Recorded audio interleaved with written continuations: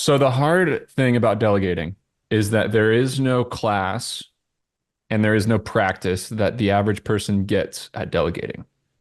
I ran Division One track and field at a high level. There was never a point where I showed up for practice and the coach said, "Hey Nick, we're going to do 4 circuits today and five 600s. Why don't you find a freshman to go out and do that work for you?" Never showed up to a class where the teacher said, "Hey, why don't you have somebody else read your book for you and study for this test?" It's just not natural for us to lead other human beings. So nobody ever gets any practice. And unfortunately, delegation and hiring is a muscle. Like you can watch these webinars, you can try to learn from people like me, you can read books on it, you can watch YouTube videos, you can listen to podcasts, you can study it. But until you go to the gym and you pick up the damn weight, you're not going to build the muscle. So I again learned through the school of hard knocks of messing up and not leading people well enough and delegating too fast and um, micromanaging and all the different mistakes that we make. So I want to talk first about like a really bad piece of advice that I got early on in my career. And that is it's all over social media, it's all over the business books. The key to business success is hiring great people. You have this rich person, they sit down in an interview and they're going to talk about why they're rich and why they're successful.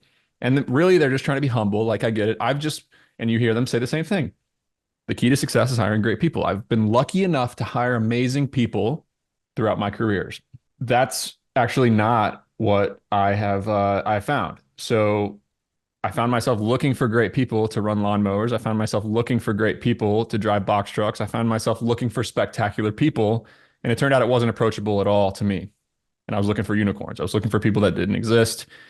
And I found out that the key to build a great business is you have two options. You can find world-class people to join your business. I didn't have that option. Most people listening to this don't have that option. Or you can build a company where normal people can thrive. So like the biggest, best piece of advice I ever got was, Nick, simplify this stuff and make it so that a normal person can come into your company and add value.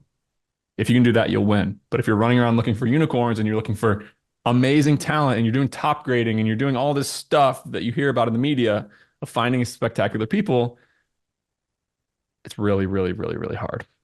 So simplifying the job and making it so that normal people can thrive is just a huge takeaway for me because that's really Yeah, interesting. I want to just add a couple things to that because I think that's an incredible insight, and it's not one that I learned until a few years ago, really.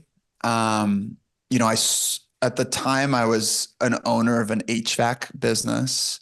The HVAC business was doing really well, but I was constantly stressed, and the things that were bringing me stress were concerned, like mostly employee concerns. One of the big ones was we had this amazing manager, and I was very conscious of the problem that if for some reason the manager decided to quit or leave, or God forbid they were hit by a bus, that business would immediately struggle. There was nobody in that business that could come and help replace what the manager was doing.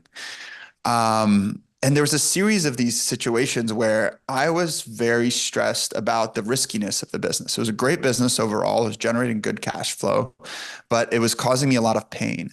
And a few years back, we actually sold it to a private equity firm, a very large, very successful, well-known private equity firm. They were the best in the industry at this particular specialty. And it was really interesting for me because I got a lens into how the pros do it, right? At the time I'd been only doing this for a couple of years, so I was a novice in buying and growing businesses.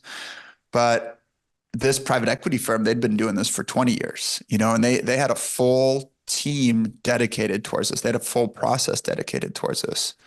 And what I learned, kind of my two main takeaways from watching how they do business was twofold, and it's really relevant to what you just shared, Nick.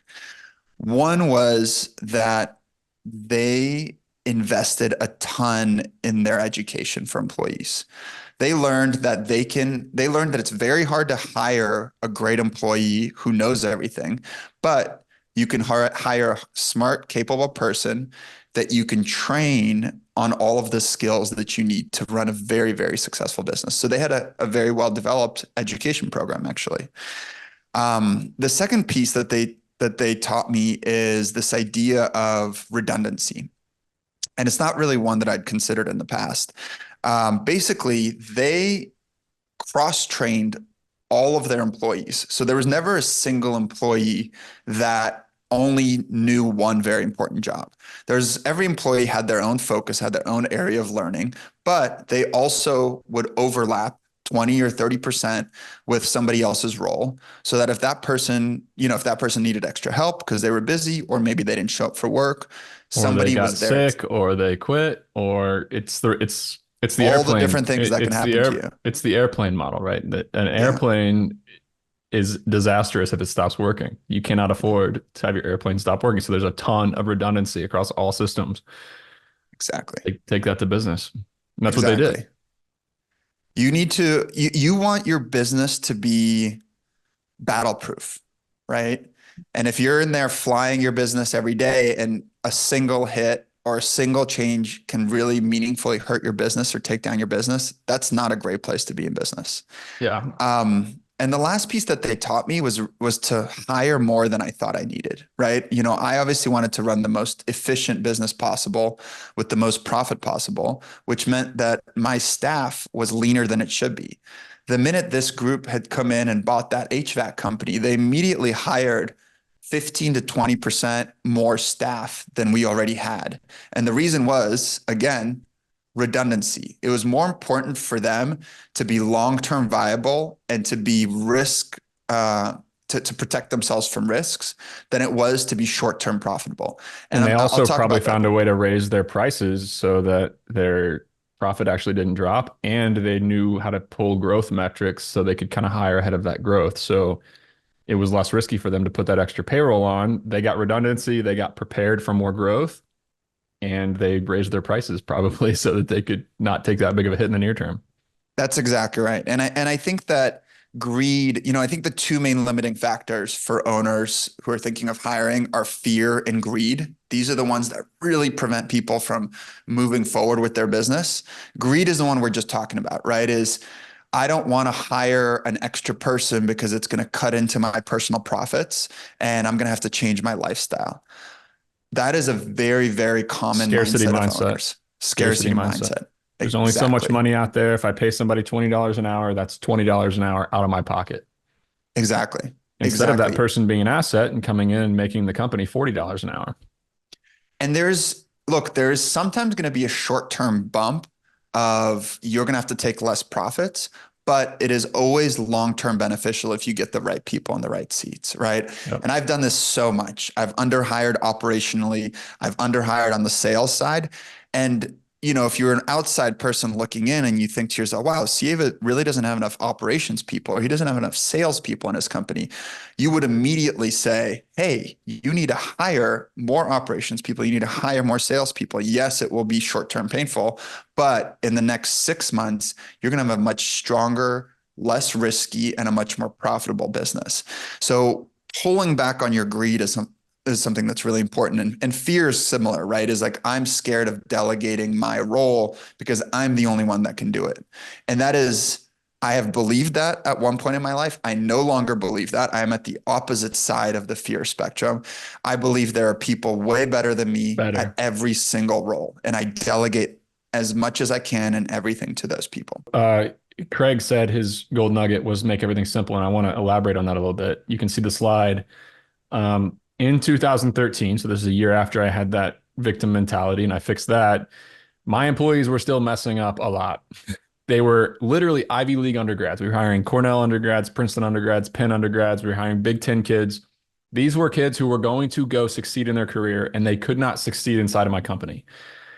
And it's because I was asking them to be good at about 35 things.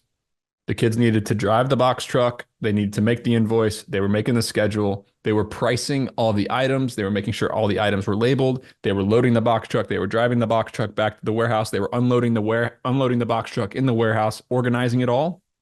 And we had a tablet that they used to, like a LTE tablet in 2013 that they used to make the schedule with Google Sheets, or they were like staying on schedule. On the back of it was a 35-part checklist of all the things they needed to remember to do every time they serviced a customer. 2014, we cut that down and said, hey, our employees need to be good at 5 things: drive the truck, label everything, organize everything in the truck, answer basic customer service, and stay on schedule. Like, that's it. We're going to have them take a photo of the order, and somebody else on a computer is going to make the invoices. We're going to have them hand a card out so that instead of answering intricate customer service emails, somebody on the phone, not there on site, could answer customer service emails. They're not going to be making any of the schedules. They're actually going to get a new empty truck brought to them so that they don't have to go back to the warehouse to do a totally different job and unload the truck. So we kind of separated out their job and simplified it. Now, you can't do this at the very beginning when you only have one employee. Sometimes they need to be jack of all trades. But as we grew, we were operating in 12 states and at 25 colleges, and we had 70 kids driving trucks and another 70 with them as crew leaders. And then we had 6 invoicers and a bunch of customer service reps, and we could really simplify each job. And when we simplified the job, miraculously, they got way better at their job. So that was a huge takeaway for me. Stop asking your employees to be good at 35 things. If you ask your employees to be good at 5 things, they'll do them all well. So we pulled as much off their plate with technology as we possibly could. And 2014 was double the profit and half the stress of 2013. Big news, guys. I created a free PDF that details my method on how I analyze a self-storage facility and figure out what it's worth. Give me a pen, the back of a napkin, and a couple metrics, and I can figure out about what the property is going to be worth to me. If you want to download this PDF, click in the show notes, the first link, and you can give me your email address, and you get a email right away with a 4-page PDF that outlines exactly how I think about underwriting or giving my initial analysis on a self-storage facility. Again, click the link in the show notes and you're going to get that document for free. This episode of The Sweaty Startup is brought to you by Bold SEO. It is an SEO and link building agency to help your small business rank higher on Google. My brother's business, The Lawn Squad, it was having trouble ranking. We started a backlink building schedule for 4 months, and Andrew is #1 on Google Maps now in his town where he does lawn care, and it has accelerated his business. He sent me a text last week that said, "Nick, I can't believe how much my phone is ringing. It's been an unbelievable thing." So if you want to supercharge your business and get yourself ranked higher in the Google Maps and Google search results, visit boldseo.com and set up a call with one of our reps, and you will learn a lot from the call, even if you don't end up buying link building from us. Again, boldseo.com to rank higher on Google.